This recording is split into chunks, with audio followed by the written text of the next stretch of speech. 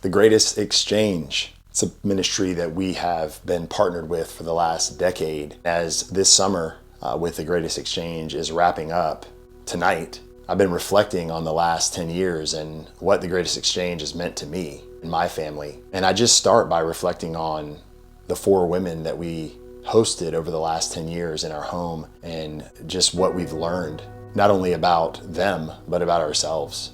And just seeing God move in the way he has been incredible. And the reality is we wouldn't have seen God move if we weren't obedient to this call. How I look back and think about the regret that I would have if we didn't move forward and partake. And it was me sharing in the community as I go to work and go here and there, where people they can't understand how we could open our home to a random stranger. And I just began to explain that it doesn't make sense, but the reward that you get on the other side is just, it's otherworld. Can't be put into words. I think about our first girl, Akko. There she is in a picture. There's Boston and Christian, you can see them. They look super young. It was 10 years ago. But Akko holds a place in our heart, near and dear. I mean, I remember the time she left. We hosted her for 2 summers in a row.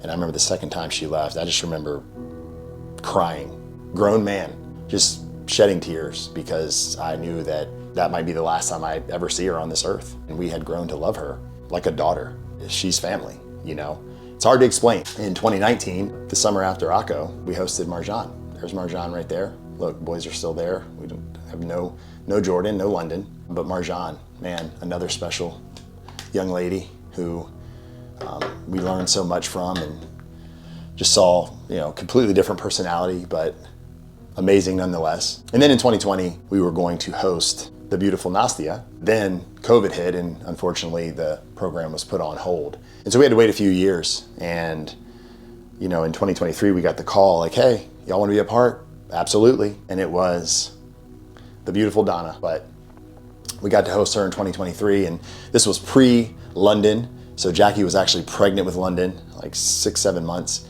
And she came and spent a month with us and just did life, and we learned about her and her family and her past and, her school and studies and all the things and her dreams and all the things, man. And we were just sharing life. And then the end of last year in 2025, we get the call that, they're going to be bringing back girls this year, and it's going to be alumni, all past girls that have come before, when going to be new girls, and would we be interested? And we said, absolutely. I mean, even at that time, we didn't know, what was going to be happening in the summer, but we knew, why would we say no? We're going to serve. We would never miss the opportunity to host, especially past girls. And we didn't even know who was coming. We just knew they were going to be girls from the past.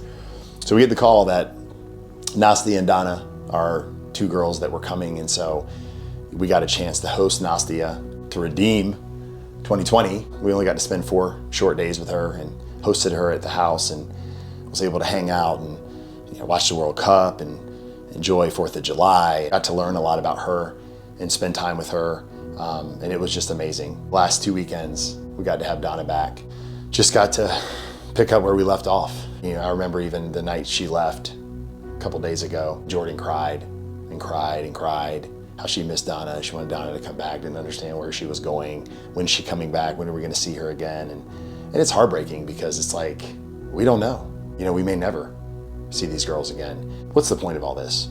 The experience. And how often we shut off opportunities out of fear, out of concern of, that person doesn't look like me, that person doesn't talk like me, that person doesn't eat like me, that person doesn't believe like me, that person has different cultural experiences, and I don't know, is that going to work out? And our society is so divided, and we're constantly programmed to kind of stay within our tribe. God forbid we would step out, and so what that creates in humanity is really a lot of ignorance, a lot of biases, and that's all learned behaviors. And the reality is none of that's true. Why? Well, because love breaks all barriers, tears down every wall. And I was talking to Donna a couple days ago, and I was talking to her about the impact that the Greatest Exchange has had on our family, and how we've realized that at the heart of humanity, no matter the skin color, no matter our faith backgrounds, no matter our cultural experiences, we all crave the same things: purpose, significance, relationships, community, love. We all crave that. And here's the thing, if I just sat in my bubble and never opened my home to these girls, I would have missed all of these experiences. And God has used this experience to teach me so many great lessons, to give me an opportunity to open my home and serve, to love, to give, to exercise my faith. And so the bigger challenge for you is, where in your life have you been closed off? Where have you let opinions and biases and assumptions of other people prevent you from opening yourself up? Because here's the thing, what I've learned is, as you open yourself up and you allow people in, you will quickly realize that every bias, every belief, every assumption is usually based on false pretenses, false perspectives. What ends up happening is you end up missing what God has for you. I always say, on the other side of obedience is experiencing God. And I can tell you, as a family that was obedient to the call to partake in the greatest exchange, I've experienced God in a fresh way that words can't describe.